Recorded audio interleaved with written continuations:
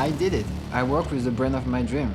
I'm thrilled to share with you an incredible journey that led me to work with some of the most iconic brands out there. You see, I've always been a passionate gamer since my childhood, so can you imagine the sheer thrill and sense of accomplishment I experienced when I got the opportunity to work with? So let's take a trip back to 2018 when I embarked on my freelance video career after a not so successful stint in marketing. My ambitious goal was to post content on Instagram every single day. I was primarily focused on influencer work and I had started securing some small partnership here and there, but then everything changed when I landed a collaboration that completely transformed my journey. It was with none other than the renowned brand Dupont. Yes, the same folks who make those iconic lighters. And however, this time it was for a watch. It's right here still with me. Dupont had released the rather iconic timepieces to put things into perspective. And at that time, vertical videos, they weren't the trend yet. Instagram was mainly a platform for sharing photos. However, a new style was starting to emerge, known as Cinemagraph. And in case you are wondering, a cinemagraph is essentially an animated photograph, a captivating blend of a photo and a video. You combine the two to create a unique effect where certain elements, typically the foreground, remain static while the background it comes to life with a subtle motion. It's almost like those enchanted movie frames you find in the world of Harry Potter, you know? So I posted this cinemagraph and boom, I started receiving a wave of positive comments. The response was overwhelming to say the least, so naturally I couldn't resist the excitement. I continued creating more cinemagraph because I was really enjoying it. So as I talk about this experience, I realized that this was probably the turning point that shifted my focus from photography to videography. It acted as a beautiful bridge between two mediums. And fast forward to 2020, collaborations they started pouring in. Around the same time, TikTok exploded onto the scene. So my younger brother, who was quite the TikTok enthusiast, at that time, and encouraged me to dive into it. So naturally, I began to explore the platform and I didn't know that it would be like a crucial moment in my journey. It was during this period that I received a call from Oris. They had seen what I've done with Dupont and they say they wanted a similar style of content. Now, I didn't want to recreate the exact same thing, so I decided to make it even better. Instead of having a static watch, why not throw the watch toward the camera, At the time, there weren't many tutorials available for this effect in particular, so I had to put my thinking cap and think about it.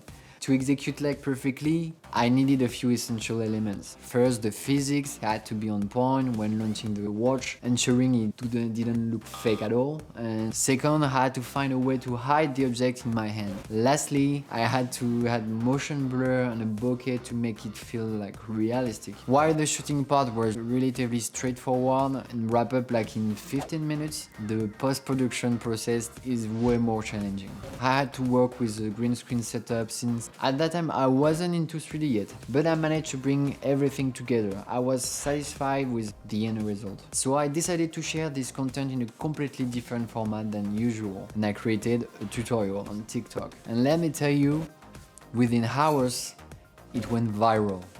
It reached 1 million views and I thought it might be luck or good timing. The brand was thrilled since I made this tutorial. They were really happy, so I decided to ride the wave again and push the concept even further. And guess what? It hit 1 million views once again. That's when I realized that it wasn't just a coincidence. There was something about this effect. Now here comes a little side note, and it's crucial that you don't make the same mistake that I did. When your content is getting viral, guys, seize it with both hands and squeeze out every ounce of its potential. Keep going until the momentum slows down. Sadly, I failed in this and it's my fault to fully exploit this on social media. I only made 2 TikToks using this effect, whereas I could have easily produced between 5 or 10 more, taking the concept even further. So remember, if you find your things a winning formula, squeeze it for it all it's worth. And that's how I gained a substantial visibility at that time and started offering this unique format to prominent brands like WhatsApp, Mini Cooper.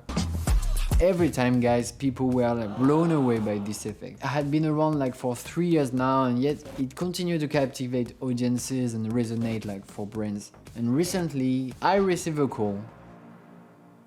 Yes, It was and they wanted a proper promotional content piece for the release of God of War Ragnarok. Now let me tell you, this time we took things up several notches. Instead of placing the object on the green screen, I decided to go all out and create in 3D. They asked me to throw the famous elevator access from the game, but of course they didn't have it, so I had to fake it in 3D. And I think people in Paris, they would have been afraid anyway, like seeing a guy walking in with the access and faking to throw it on the street, so it was way easier that way. So I faced the challenge and brought the whole concept to life using Cinema 4D. It was a true test of my skills, but I'm really proud of the final result. Seeing my face alongside the PlayStation France account was a dream come true, and this journey has allowed me to work with amazing brands. Now let's talk about why this effect is so intriguing for brands. In less than 3 seconds their product takes center stage, filling the entire screen. What more could a brand ask for when it comes to showcasing their branding? Moreover, it's delivered in a catchy and organic manner. That's precisely the kind of content brands want to see in their ads. Sadly, many creators often forget to put themselves in the shoes of the brand, and they overlook the significance of highlighting the product. This is crucial when creating an effect for a brand. It should enhance and showcase the product as much as possible. Zoom in, incorporate logos, reminder, do whatever it takes. I didn't invent this effect, to be clear with you. I'm pretty sure it has been in advertising for years. However, I adapted to my own style and for my clients, and that's something you can do too. Think about the effect that can make you go viral. Sure, if you stumble upon a new effect, it's like a new technique, that's fantastic. But even if you start with an existing effect, put your spin on it. Take it to the next level. Remember, inspiration is great, but copying is a no-go. If you choose to use someone else's effect, make sure you elevate it. Infuse it with your personal touch. The original creator will only appreciate your ability to build upon their foundational work. I strongly encourage you to find your viral effect and exploit it to the max. That's what will make you known, and you can use it across various projects. Keep using those boundaries. You never know what amazing doors will open for you in the future. Alright, I hope you enjoyed this content. See you guys. I'm a machine, but I can't take much more. I feel my gears left cranking, just back and forth. I know that you see something to